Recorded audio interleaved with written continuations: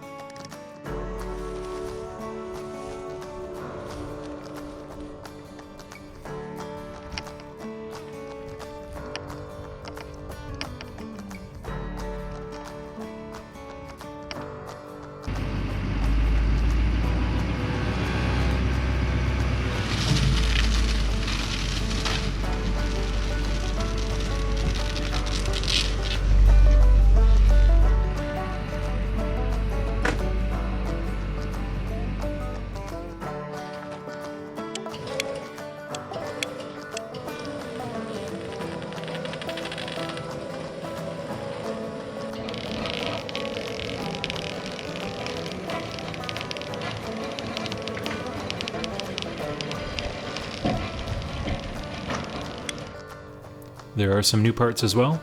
That's a Western 7.5 foot plow. It's the midweight, and inside the crate is an Ultramount 2. Alright, so this is my 78 Chevy K20. So this truck, I actually did a full restoration on it. It was a full frame off, and that was, I think, around 2005, 2006, somewhere around then. And after that, so when I got the truck then, I paid $200 for it, and it was severely rusted everywhere. But at that time I had more time than money, and I had time to do the resto. So I did a full restoration. I replaced almost all the body panels. I replaced the floor, did the cab corners, replaced the whole box actually, and rebuilt the transmission, rebuilt the transfer case, and I swapped out, it had a 350 Chevy, I swapped that out for a different 350 Chevy. And this was my daily driver for years. I drove it across Canada twice, I drove it between Alberta and BC many times, and it was a great truck. It was very reliable, it burned a ton of fuel, it wasn't efficient at all. It wasn't really that powerful or that fast, but I liked it, and you know, it served its job for a long time. Then what happened is I needed more seats, and I ended up buying a Duramax, and this truck got parked. And then it sat for about 10 years, and here we have it now. So some of it has preserved okay. There's some things like there's wear marks on it. And this was all repainted. I repainted the whole truck when I restored it. These wear marks are actually from the tarp. So initially when I parked it, it was all outside, and it had a tarp on. And just from wind and years of having the tarp actually wore through the paint. So that tarp really didn't help anything. When I restored it, there was zero rust. Now, at the time that I parked it, there was a little bit of rust, but nothing major.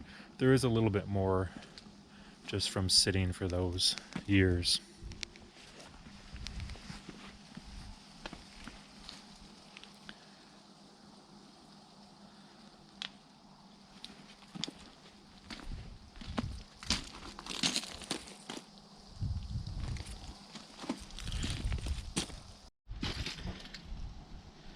The interior is nothing really special. I recovered the seat at the time that I reupholstered, or that I restored it. This used to be red, it's just been faded by the sun.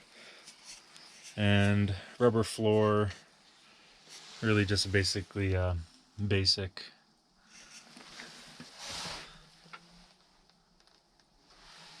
K20 interior. It is so it's got the 4-speed with the granny low, and the so it's a SM 465 transmission and the NP205 transfer case.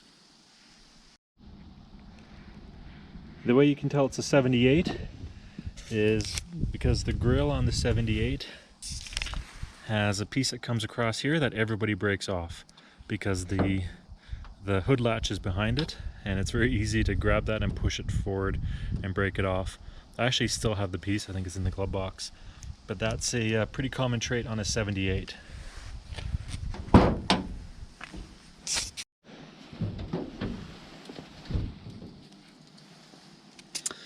Yeah, I don't think this hood has been opened in years.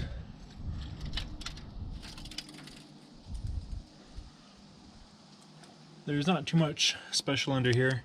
It's a small block Chevy. I did swap the cam at some point.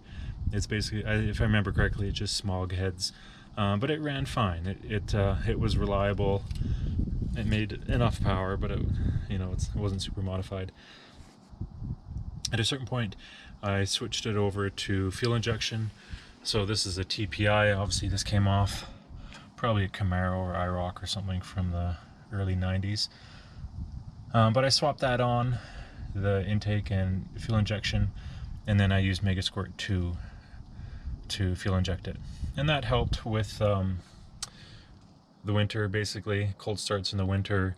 It probably increased the fuel economy a little bit. It never really had a huge amount of power, but it did run fine. So anyway, the plan for now is I will keep this motor and that fuel injection on it. I'll give it a tune. I have a new computer that I have to hook up to it. So I'll do that, and at some point, I don't know, I might modify this engine or swap in a 5.3 or something like that. But anyway, this is what it has for now. So these pictures go back to 2005, and that's when looking back on pictures, that's when I did the restoration. So as you can see, most of it was dismantled. The cab corners, floors, all that was replaced. Most of the body panels were replaced.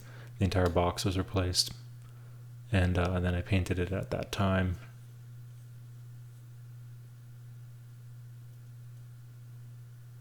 And at the end, it was a pretty clean truck. So that was back in BC, and it was actually a great truck at that time.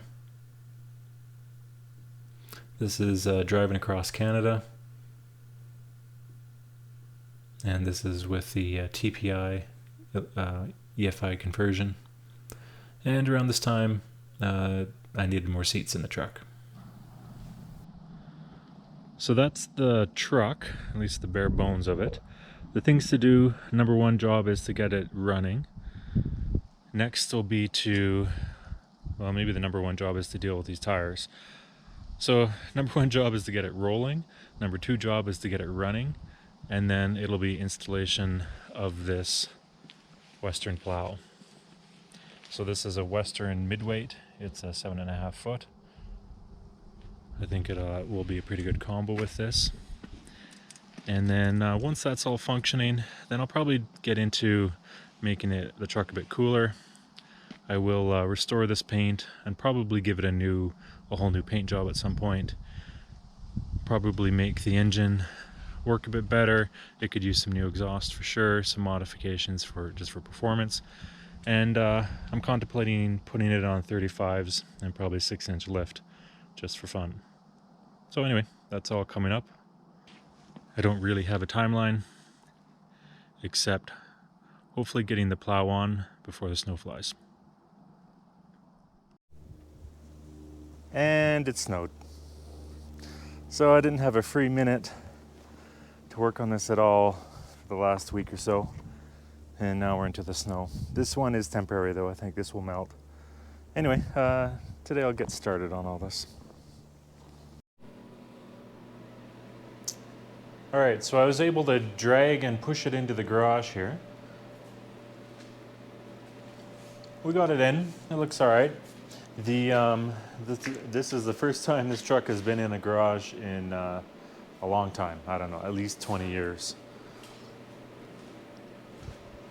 I did have to use one spare tire. The other two, it was possible to get them re-beaded, or to get the bead reseated, I guess.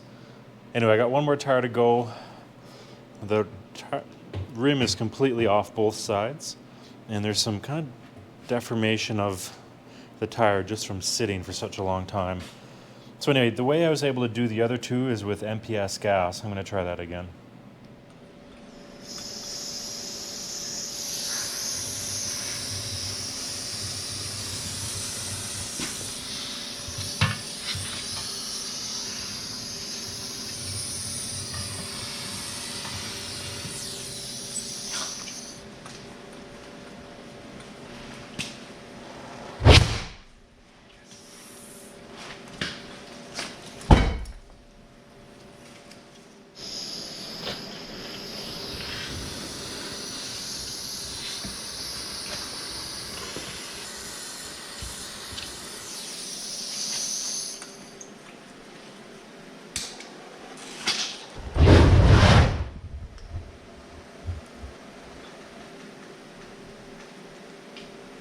Not quite. I'll get it.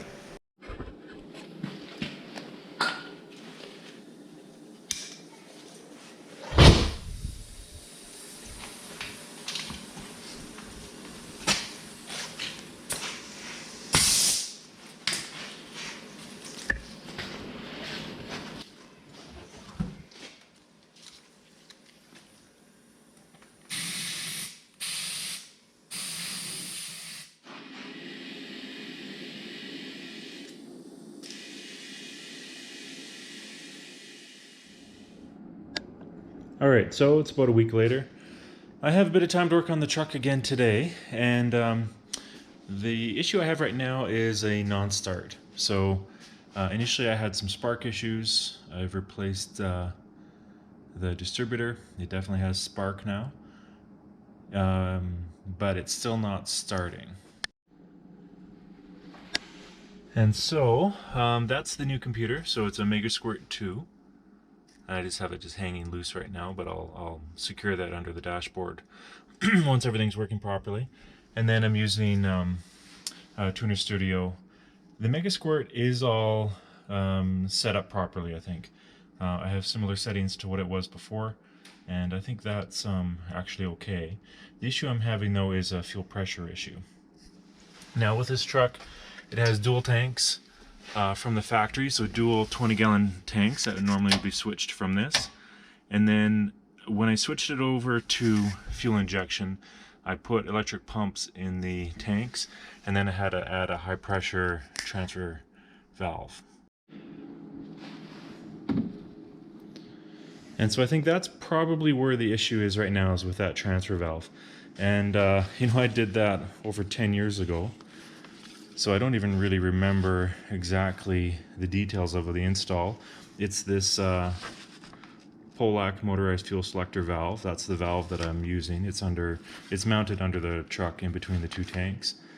And then of course it's wired up between the Megasquirt and the selector switches. So fortunately I have my notes from over 10 years ago.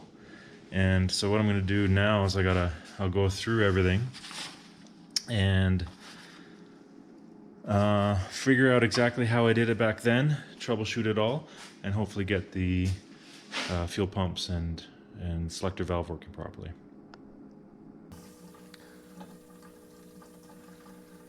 So that's the selector valve between the two tanks.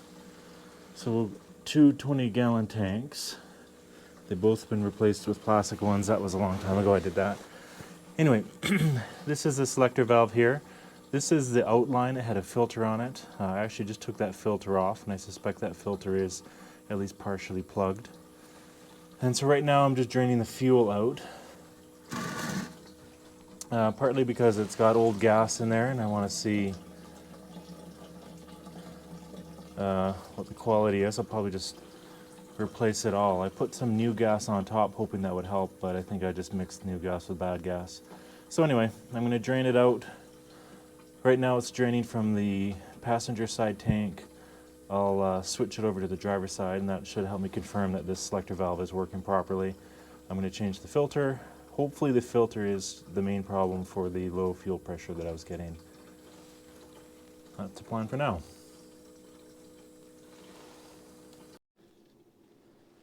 So after quite a bit of poking around and some gas fumes, some trial and error, I've determined that there is a problem with this switching valve here. And so what I can tell is, fuel is supposed to come in here and then come out here. And when I have the pump on, the fuel coming out of here, there is fuel that comes out, but it's not at a rate that's proper, and that's why I think I was having low pressure. So what I've done right now is basically I've bypassed the valve for the outflow. So this is coming from the passenger side tank here, and I have that connected with a fuel filter to the main line. The return line is actually that one there. It comes up, it's still going through the valve. So the return line, whichever one that is, in the back here, and then it's feeding it back to the passenger. So right now I have a functional feed and return using only the passenger side tank. And I guess maybe from sitting so long or for whatever, but this valve isn't working properly anymore. So basically I think I need to replace this valve. Hopefully that will bring me back functionality to being able to switch between both tanks. But for now, on the one side it's 20 gallons on each side, so it's a reasonable amount. For what I need right now, I'm just going to stick with the one side tank, get it running, and then I'll order this part, and then hopefully get it back to running functionally on both tanks.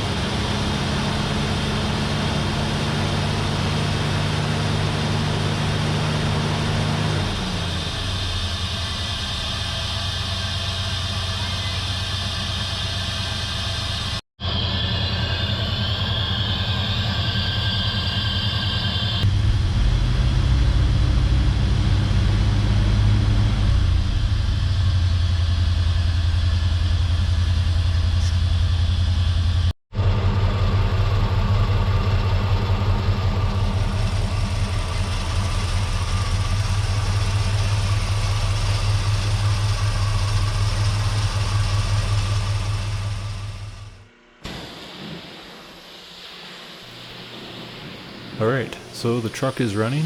It's time to clean it up. And that achieves objective number 1, getting it rolling, and objective number 2, getting it running.